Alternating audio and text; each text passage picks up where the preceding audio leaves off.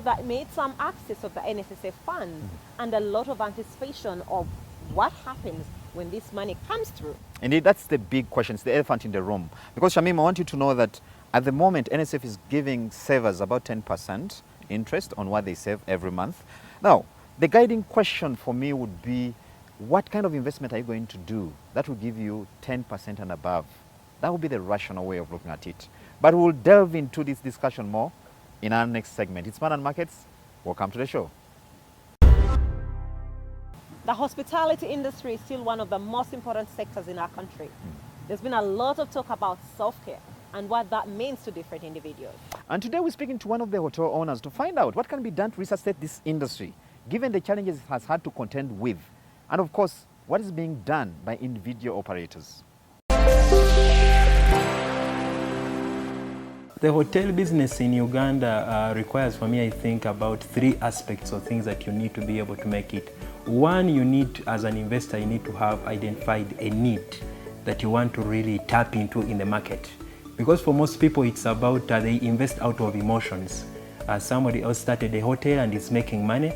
Therefore, I think I can also be able to get into the same and I make the money. So you must have some credible data that is informing your decision. First of all, you need something that you want to address in the market.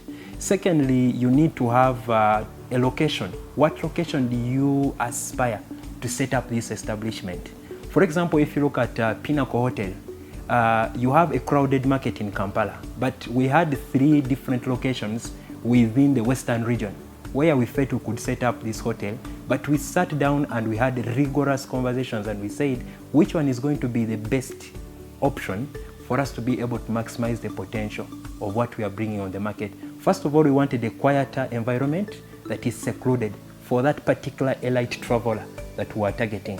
And this location came out as the best option. You see, it's along the bypass, and therefore many people have greater access, but also you don't have so much traffic in terms of like what you see in town, people getting to the shopping malls, shopping, and everyone is hooting. So that in some way, when you're in the middle of the city, it becomes an inconvenience to some of the people who are traveling to relax and maybe catch up with a few things. So we felt we needed that clarity of what is it that we want to address in the market.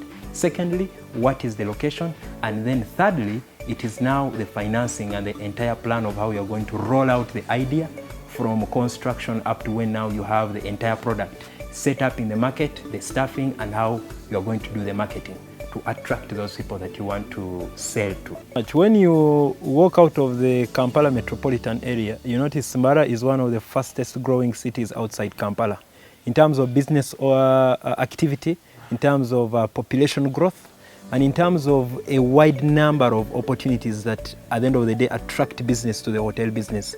When you look at the UN agencies that are establishing here, when you look at the government ministries, departments, and agencies that are also opening up offices here as a way of serving people better, that alone presents an opportunity. When you look at the people who transit through this route, connect you to the different parts of the region, that in itself informs you of an opportunity, because most of them, they stay here and then connect to other places. Reason being, the perception is it's where they can get the best service before they connect to other places. So to anyone who is out there and maybe they feel they want to invest money, this is an opportunity. When you look at all that coupled together, it presents a very huge opportunity. But having that money alone to invest is not sufficient. You also need to have good clarity of what particular segment of the market do you want to serve. You need to get right aspects like maybe the human resource that you want to bring on board to be able to run this venture. But also you need to also not be over ambitious.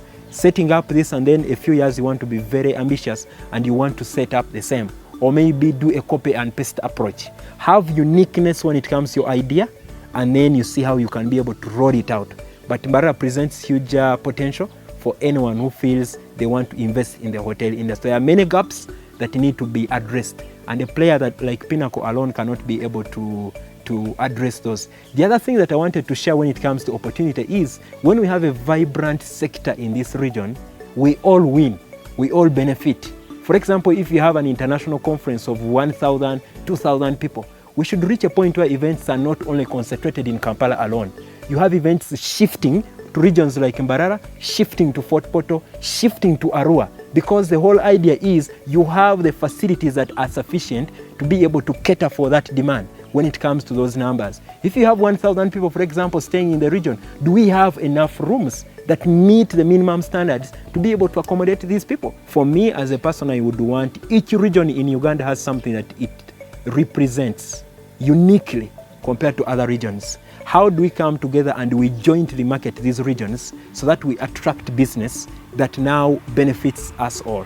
An example would be if each hotel player in Mbarara is able to maybe part with 1 million every year.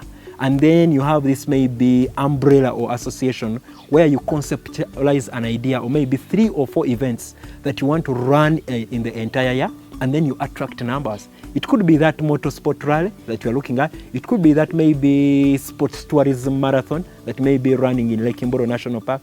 Or it could be any other tourism initiative that is going to be publicized massively with government support. And at the end of the day, you have people coming and staying for maybe 2 or 3 days, and they are spending money. Once that money comes in here and it flows, it is exchanging hands, and at the end of the day, it has a ripple effect on the economy. One of the challenges that this industry is facing, not only in Mbarara, but also the whole of Uganda and other parts of the region, is being able to identify and get the competent human resource that can be able to run the day-to-day operations. That aspect of human resource is very key, and government needs to maybe come in and set up regional centers that can be able to train people, provide them with exposure. That is very key for them, because this is one of the most dynamic industries where you need to be able to stay ahead of the game when it comes to innovations. A number of Ugandans have accessed part of their savings with NSSF. Now, the key question is, where do you invest that money? And tonight we hear from the various investment advisors on the practical ways you can multiply your money. Supporting small-scale industries will be key to helping Uganda reduce the volume of imports into the country and strengthen its balance of trade position. Uganda adopted an import substitution policy to reduce the balance of trade deficit, which today runs in hundreds of billions of shillings. However, observers know that good ground is yet to be covered in this aspiration. To pundits, the key to bringing the huge trade deficit, which has seen the country export mainly primary and semi-finished products, lies with supporting small-scale industries, which later transition into better operations. As an association, we look at value addition as a niche for us, and this pushes import substitution. Through our members, we've been able to encourage a lot of industries that come in with value addition. So when these people start businesses here and they add value, we shall have less of imports coming in. So that is one of the strategies. Secondly, we've gone ahead to do a lot of lobbying and advocacy, which supports certification. When our products are certified, they will be actually friendly and free to be used by a Ugandan. So through the quality marks, the Ugandans are confident that the products that are being produced are not going to be harmful. So this, you will find less importation that is happening.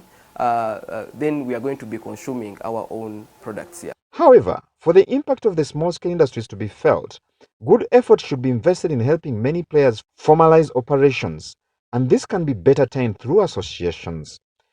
We are focused on supporting the development of the micro, small and medium enterprises across the country, typically in value addition. Currently, we have over 7,200 members in value addition across the country.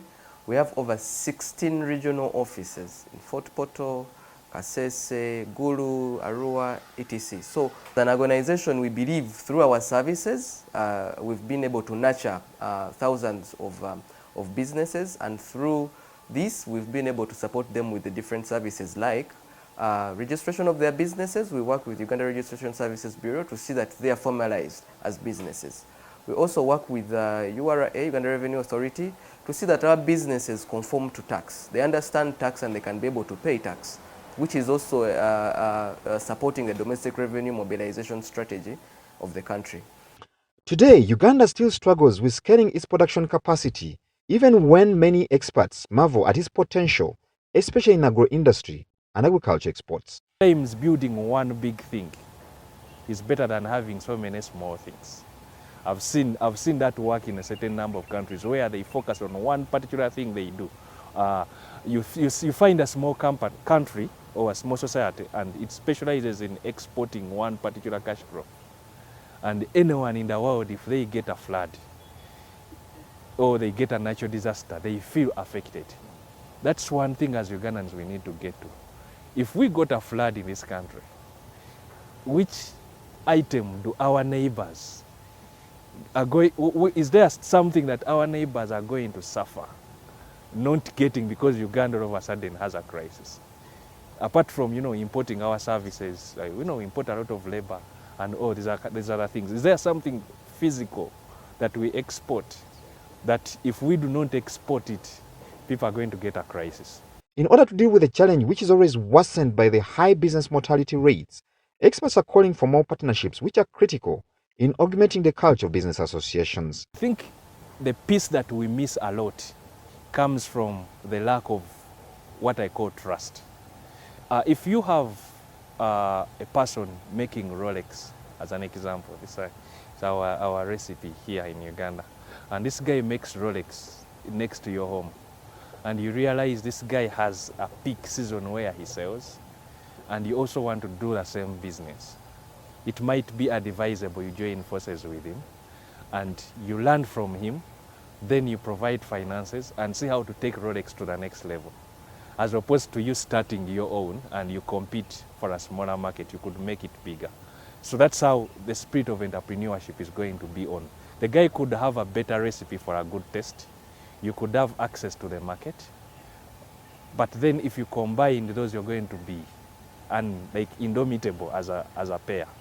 If you started competing, you realize that you're going to eat into his margins, but you can't deliver the quality it delivers, and you dilute the whole trade. That's an example. It can mean other things. So as Uganda looks to increase domestic production, bolster exports, and reduce the amount of money it spends on exports, a paradigm shift that requires businesses to embrace partnerships and association remain critical in freeing the country's potential. As a production and export powerhouse, especially for the globally sought after agricultural products like coffee, which the country has huge potential to produce.